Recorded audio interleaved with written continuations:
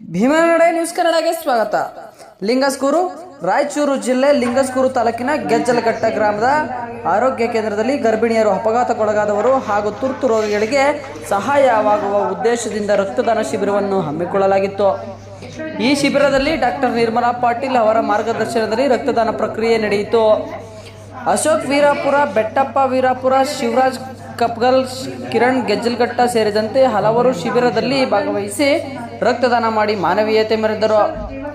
ಆರೋಗ್ಯ ಸಿಬ್ಬಂದಿಯಾದ ಶಿವಮ್ಮ, ಆಶಾ ಕಾರ್ಯಕರ್ತೆ ಬಸಲಿಂಗಂ, ಸಿಸ್ಟರ್ ಜ್ಯೋತಿ ಗಣೇಶ್ ಹಾಗೂ ಊರಿನ ಗಣ್ಯರು ಸಹ ಶಿಬಿರದಲ್ಲಿ ಹಾಜರಿದ್ದು ಕಾರ್ಯಕ್ರಮಕ್ಕೆ ಸಹಕಾರ ನೀಡಿದರು.